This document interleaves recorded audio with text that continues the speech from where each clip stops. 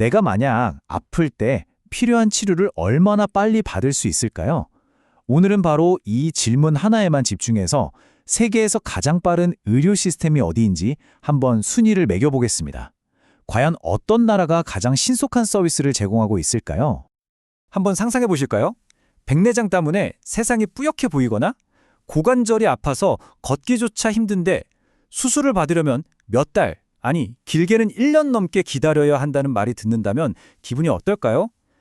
정말 막막하겠죠. 근데 놀라운 건 말이죠. 이게 의학 기술의 차이가 아니라는 겁니다. 바로 시스템의 차이라는 거죠. 그렇다면 도대체 무엇이 어떤 의료 시스템은 빠르게 또 어떤 시스템은 느리게 만드는 걸까요?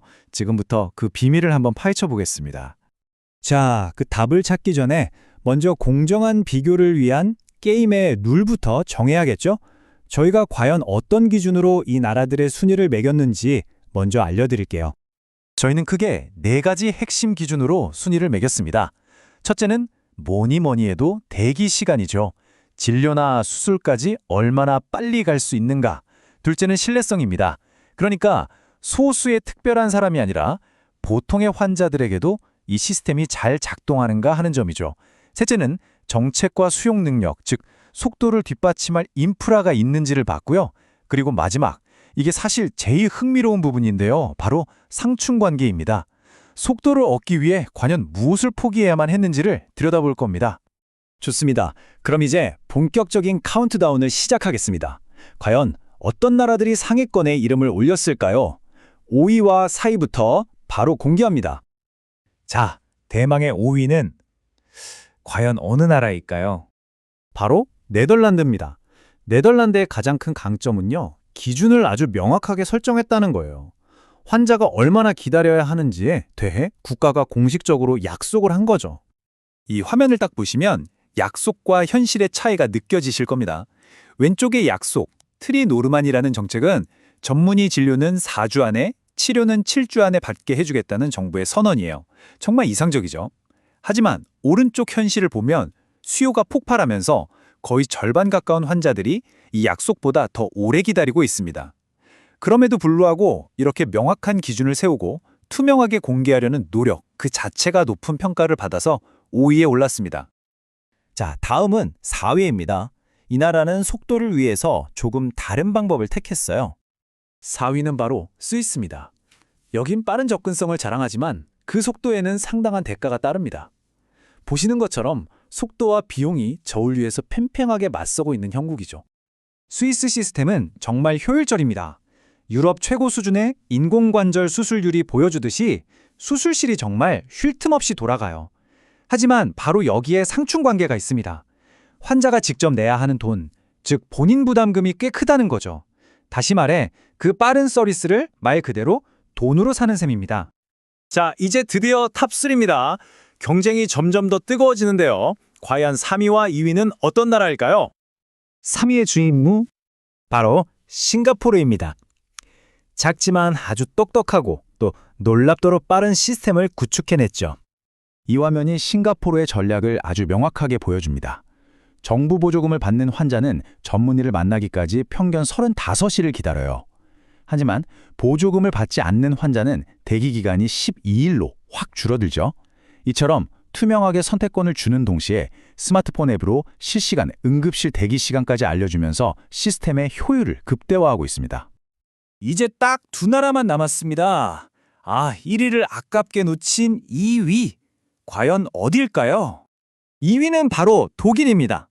독일의 비밀병기는요, 아주 단순하면서도 정말 강력합니다. 바로 압도적인 수용 능력, 다시 말해 인프라의 힘이죠. 독일의 의료 시스템은 이 톱니바퀴 그림처럼 거대하고 아주 잘 짜인 기계 같습니다. 전국에 촘촘하게 깔린 병원과 의사 네트워크 덕분에 수술 처리량이 어마어마하거든요. 웬만한 수술은 정말 몇 주 안에 받을 수 있습니다. 물론 단점도 있어요. 민간보험에 가입한 사람이 공공보험 가입자보다 더 빠른 서비스를 받기도 해서 공평성 논란이 있긴 합니다. 하지만 전반적으로 이 거대한 시스템은 멈추지 않고 계속 돌아갑니다. 자, 드디어 마지막 순서입니다. 과연 의료 서비스 속도에서 다른 모든 나라들을 압도하는 논쟁의 여지조차 없는 1위는 어느 나라일까요? 영방의 1위는 바로 1번입니다. 당일 진료를 위해 3시간을 기다린다. 이 문장 하나가 일본 시스템의 모든 걸 말해줍니다. 병원에서 3시간 기다리는 게 길다고요? 아니요. 진료 예약을 잡으려고 3개월을 기다리는 거랑 비교하면 이건 차원이 다른 이야기죠. 일본은 정말 독보적입니다. 다른 나라에서는 상상하기 힘든 대기자 명단 없음이라는 원칙으로 운영되니까요. 환자들은 원할 때 전문의를 만날 수 있고 병상이 넉넉해서 수술을 몇 달씩 기다리는 일도 거의 없습니다. 화면에서 보시는 것처럼 환자들이 막힘없이 시스템을 그냥 통과하는 거예요. 하지만 이 놀라운 속도의 대가는 엄청납니다. 바로 이 시스템을 온몸으로 떠받치고 있는 의사와 간호사들의 엄청난 희생과 부담이죠. 자, 이렇게 상위 5개국을 모두 살펴봤습니다. 그렇다면 우리는 이들을 통해 빠른 의료 시스템의 비밀에 대해 과연 무엇을 배울 수 있었을까요? 크게 3가지 핵심 원칙을 발견할 수 있었습니다. 첫째, 목표와 투명성이 중요하다는 겁니다. 네덜란드와 싱가포르처럼 대기 시간을 공개하는 것만으로도 시스템은 변합니다. 둘째, 수용 능력은 결국 정책의 문제라는 거죠. 독일과 스위스는 충분한 인프라가 곧 속도라는 걸 보여줬고요. 그리고 마지막으로 시스템 설계의 힘입니다.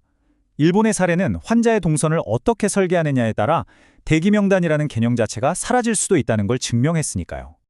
결국 이 모든 건 우리 모두에게 던져진 궁극적인 질문으로 돌아옵니다. 여러분이라면 어떤 선택을 하시겠어요? 비용이 저렴하지만 오래 기다리는 시스템을 원하십니까? 아니면 더 많은 비용을 내더라도 거의 기다리지 않는 시스템을 원하십니까? 여기엔 정답이 없습니다.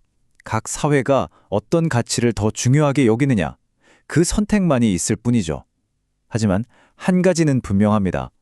속도라는 기준을 통해 우리는 비로소 환자의 입장에서 의료 시스템을 다시 보게 됩니다. 그리고 어쩌면 모든 평가는 바로 거기서부터 시작되어야 하는 것이 아닐까요?